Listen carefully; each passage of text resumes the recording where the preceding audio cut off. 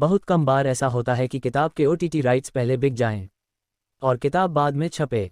एक थी शीना बोरा, किताब के साथ भी ऐसा ही हुआ। किताब उत्सव में चर्चा के दौरान लेखक संजय सिंह ने ये दिलचस्प जानकारी दी। शीना बोरा हत्याकांड, जिसने साल 2015 में सारे देश को हिलाकर रख दिया था। लगता था जैसे सारा देश एक परिवार के जटिल रिश्तों के मकजाल में उलझकर रह गया था। पुलिस केस के मुताबिक इंद्राणी ने अपनी पहले पति सिद्धार्थ दास से पैदा हुई बेटी शीना बोरा का कत्ल अपने दूसरे पति तलाकशुदा संजीव खन्ना और ड्राइवर की मदद से कर दिया, क्योंकि वह नहीं चाहती थी कि उसके तीसरे पति पीटर मुखर्जी की पहली शादी से हुई औलाद राहुल से उसके पहले पति से पैदा हुई बेटी शीना बोरा शादी कर ले। दूसरे पति संजीव खन्ना से पैदा हुई बेटी को तीसरे पति पीटर ने गोद लिया हुआ था। पेश है मुंबई से हमारी। देखिए, किताब लिखी गई है, बहुत मशहूर और बहुत सनसनीखेज एक हत्याकांड हुआ था, शीना बोरा हत्याकांड, उस पर लिखी गई है। आपको याद होगा 2015 में ये केस सामने आया था, तब जाकर पता चला कि कैसे एक माँ ने अपनी बेटी, जो उसके पहली शादी से पैदा हुई बेटी थी, उसकी हत्या कर दी थी। हत्या में उसने अपनी दूसरी शादी से जो तलाकशुदा पति था संजीव खन्ना, उसकी और ड्राइवर की मदद ली थी। और इस तरह से वो नाराज़ थे कि पहले पति से पैदा हुई जो बेटी थी, उसका तीसरे पति से जो कि पहली शादी से पैदा हुआ जो बेटा था, उनके बीच के जो प्रेम संबंध थे उसको लेके नाराज़ थे। काफ़ी कन्फ्यूजन से आपको सुनने में लग रहा होगा, इसीलिए किताब लिखी गई इस दिल की सुलझाते हुए। क्योंकि इसको लेकर आप देखेंगे तो गूगल पे बहुत ज़्यादा आप सर्च भी करेंगे तो बहुत सारी इन्फॉर्मेशन आएगी, बेसिर पैर की आ जाएंगी और पता नहीं चलेगी कहाँ से कौन सा सिरा शुरू होता है और कहाँ पर सिरा खत्म होता है। तो इसको ही कहीं ने हमने सिंप्लीफाई करने के लिए और लीनियर तरीके से ये किताब लिखी है। और किताब में खासतौर पर ध्यान रखा है, चूँकि ऑनगोइंग केस है तो किसी भी तरह से उसका जो असर है वो ऑनगोइंग केस पर न हो, तो इसकी भी पर्याप्त ख्याल किया गया। काफ़ी हमने रिसर्च काफ़ी की है, हज़ारों पन्नों की चार्जशीट से लेके FIR भी है इसमें, रिमांड एप्लीकेशन, गवाहों के बयान, फोरेंसिक रिपोर्ट्स वगैरह सबके बारे में हमने इंफॉर्मेशन कलेक्ट करके आखिरकार इसको भिगोया है कि बहुत सिंपल तरीके, सिलसिलेवार तरीके से एक लीनियर स्टोरी है वो लोगों को पता मिले। और किताब का बहुत अच्छा रिस्पॉन्स आ रहा है, क्योंकि ये लोग चाह रहे थे कि कहीं एक स्टोरी हो जो बहुत आसान तरीके से सबने समझ ले। और बहुत सारी चीज़ें ऐसी जो शायद पब्लिक डोमेन में नहीं थी वो भी इस किताब में है, और वो जब एक पूरे तौर पर जब किताब को पढ़ी जाएगी तो उसके बारे में और जानकारी वो सामने आएगी। कितने चैलेंजेस था संजय जी, जैसे अभी आपने कहा कि कौन किसका पति है, कितने नंबर का पति है, पेशा किसका है, कितने नंबर का पेशा है, ये सब डिसाइड करने के लिए क्या? देखिए, इस पूरे फैमिली के अंदर थोड़ी रिश्तों की जटिल विषमताएं थी, मतलब काफ़ी मकड़जाल सा फैला हुआ था। क्योंकि इंद्राणी थी, उसकी तकरीबन 3 शादियाँ हुई थी, उस तरीके से तलाक हो गया। उसकी 2 शादियों से बच्चे थे, पहली शादी से शीना बोरा और मिखाइल पैदा हुए थे, दूसरी शादी से बेटी हुई, और दूसरी शादी से जो बेटी पैदा हुई थी उसको तीसरे पति ने गोद लिया हुआ था। और सेम वे था कि पीटर की 2 शादियाँ हुई थी, पहले शादी से जो पैदा हुआ बेटा था राहुल था, उसका शीना से प्रेम हुआ। तो इसको लेके जो कन्फ्यूजन वगैरह इतना था जो समझने में बहुत ही दिक्कत आता थी। इसलिए किताब में हमने एक फैमिली ट्री भी डाला हुआ है कि दोनों फैमिली ट्री डाला हुआ है, एक्चुअल में रिश्ते किसके क्या थे, किसके साथ, वो भी हमने इसमें पूरी तरह से बताने की कोशिश की है।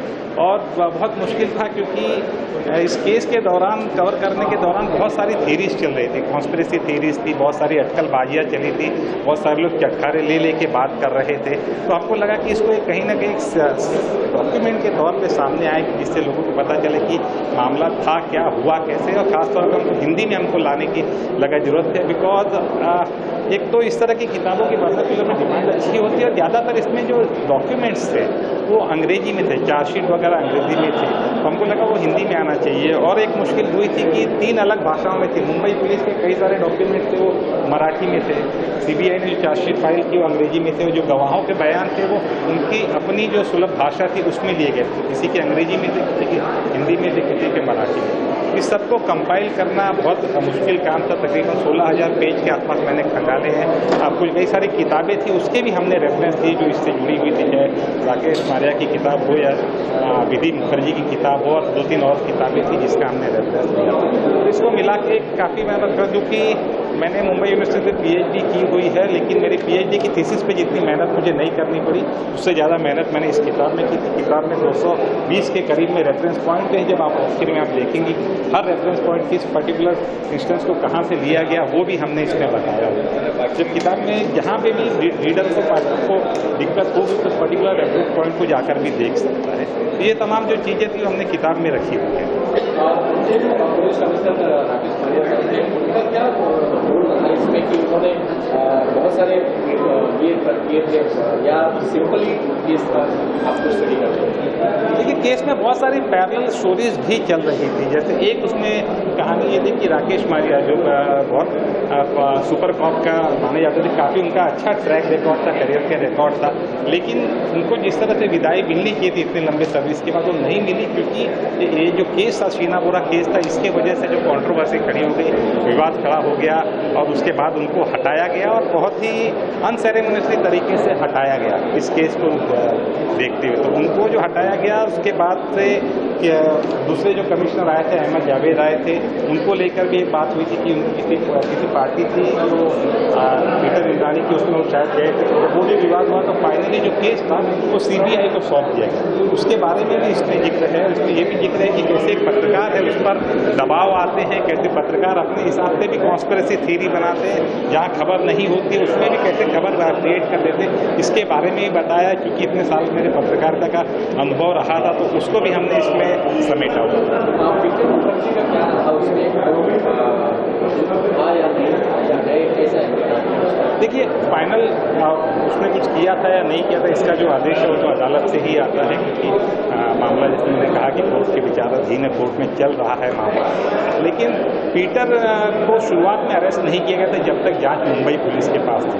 उसके बाद जांच जब सीबीआई के पास जाती है, उसके बाद 70-80 दिन का जो गैप होता है, उसके बाद में पीटर को गिरफ्तार करती है सीबीआई। और 70-80 दिनों के दौरान में क्या हुआ था, क्या नई चीज़ें सामने आई। और ख़ास बात और है कि इस मामले में फिलहाल जितने भी आरोपी थे सभी लोगों को बेल मिल चुकी है, जमानत मिल चुकी है। अब पीटर का जब जमानत का आप ऑर्डर पढ़ेंगे तो उसमें काफ़ी कमेंट या जो मेंशन किया हुआ है अदालत ने अपने ऑर्डर में, उससे लगता है कि पीटर का जो रोल था वो शायद उतना संगीन नहीं होगा जो जितना दावा किया गया था। पर फिलहाल मैं कहना चाहूँगी कि आखिरी जो होता है वो ऑर्डर कोर्ट का ही होता है। जमानत के जो के लिए अलग पैमाने होते हैं, तो जब फाइनल वर्डिक्ट आता है अदालत के सामने उसके अलग पैमाने। जी, ये जो है बड़े पर्दे पे भी आने वाली है। इसकी ये मेरी तीसरी किताब है जिस पर वेब सीरीज़ बन रही है। इसके पहले तेलगी की जो किताब मैंने लिखी थी उस पर वेब सीरीज़ बन रही है। अपलॉज बना रहा है सोनी लिव पर, और मई महीने में उसकी स्ट्रीमिंग हो जाएगी। इसके अलावा CIU क्रिमिनल इन यूनिफॉर्म जो किताब थी उस पर भी मैंने लिखी थी, उस पर भी वेब सीरीज़ अनाउंस हुई है। और ये तीसरी किताब है शीना बोरा। इसमें एक इंटरेस्टिंग बात ये थी कि ये किताब थी और पूरी होने के पहले ही इसके जो राइट्स थे वो एक्वायर कर लिए गए प्रोडक्शन हाउस में। जब किताब पूरी भी नहीं थी, उनको कहीं से पता चला कि किताब लिखी जा रही है, उसके बाद उन्होंने अप्रोच किया। तो ये इस किताब में अच्छी बात है कि पहले इसके OTT राइट्स लिख गए, एक्वायर हो गए, और उसके बाद में किताब पूरी हुई।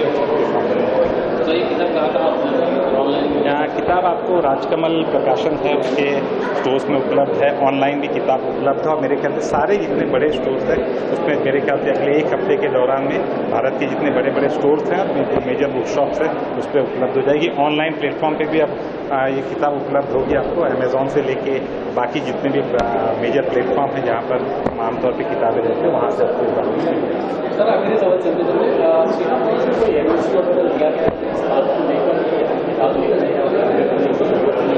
शीना बोरा अवेलेबल नहीं है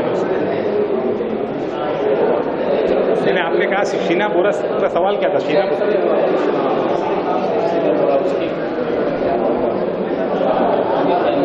उसके आपका ये है कि किसी भी जो स्टेक होल्डर है किसी से NOC लिया गया है। दरअसल में देखिए, हमने जो किताब लिखी है उसके अंदर तमाम अदालती जो दस्तावेज थे उसको हमने हवाला दिया हुआ है।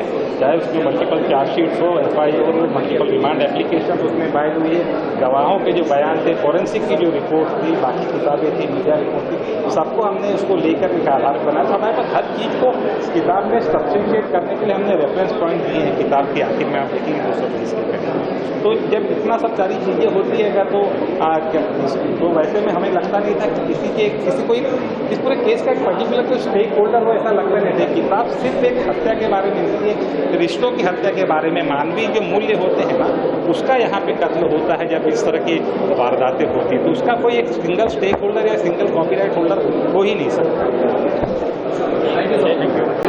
कहना चाहिए किताब आपके हाथ में क्या है, खास हो क्या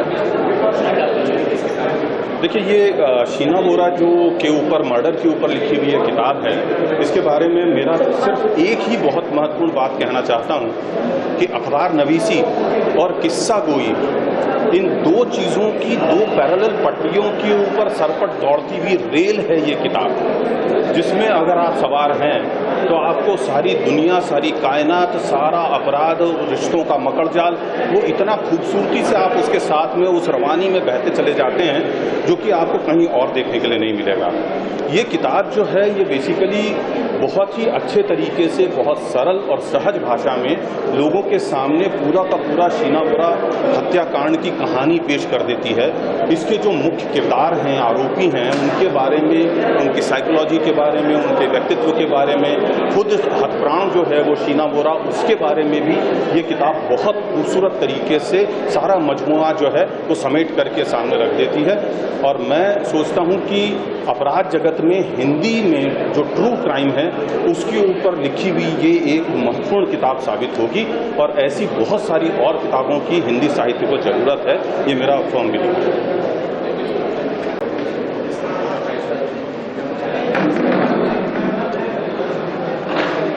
एक थी शीना बोरा जो किताब है, वो एक सच्ची कहानी है जो हम लोगों के सामने हुई है, हम लोगों ने देखा है, उसकी सारी रिपोर्टिंग और सारी चीज़ें हम लोग लगातार पढ़ते रहे।